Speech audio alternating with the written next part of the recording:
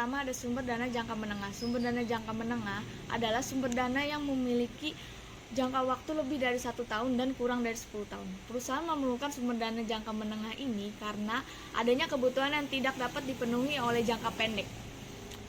Karena dia memiliki waktu yang sangat singkat dan tidak juga untuk jangka panjang. Karena dia mempunyai jangka waktu yang berdurasi di atas 10 tahun.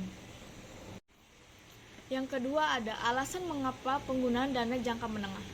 Yang pertama, kebutuhan modal untuk ekspansi.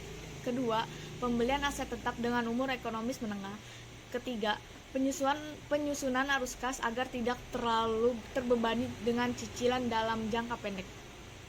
Yang terakhir ada jenis-jenis sumber dana jangka menengah. 1. Term loan, 2. Equipment loan, dan 3. Leasing. Dan setiap jenis sumber dana memiliki karakteristik, kelebihan, dan kekurangannya yang berbeda sesuai dengan kebutuhan perusahaan. Selanjutnya, itu kita bahas tentang term loan. Apa itu term loan? Term loan adalah jenis pinjaman yang biasanya diberikan oleh bank dan memiliki jangka waktu lebih dari 1 tahun, namun kurang dari 10 tahun.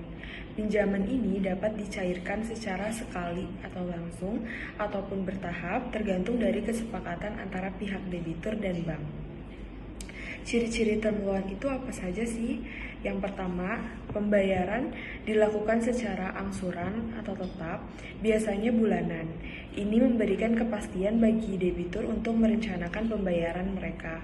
Dan yang kedua, term loan disediakan oleh berbagai lembaga keuangan seperti bank, perusahaan asuransi, dana pensiun, dan lembaga pembiayaan lainnya.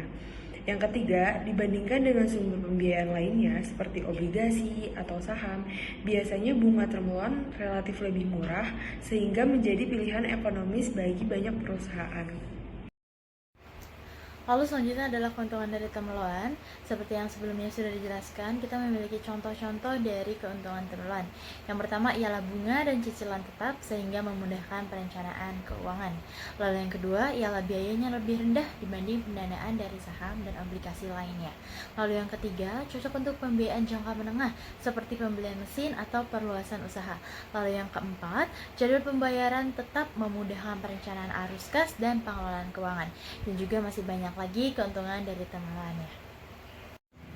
Lanjut di slide berikutnya, kita ada contoh soal dan juga contoh pengerjaan dari angsuran term loan.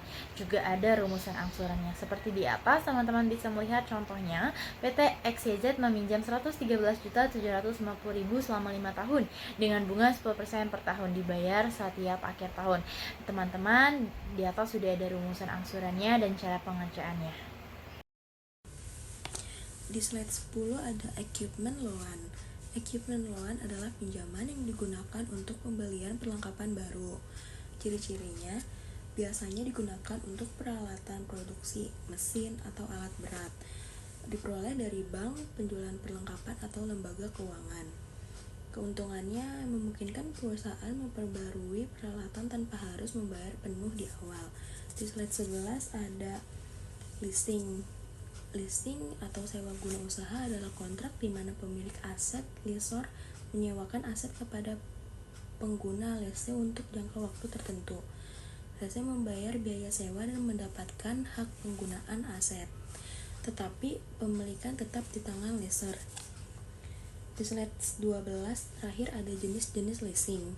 Yang satu ada sales and leasing back, yaitu perusahaan menjual aset lalu menyewakannya kembali dari pembeli. Yang kedua ada operating lease. Sewa jangka pendek, tidak seluruh manfaat ekonomi aset dialihkan ke lese. Yang terakhir ada financial lease. Sewa jangka panjang, seluruh manfaat ekonomi dialihkan ke lese meskipun pemilikan tetap di lessor. Thank you.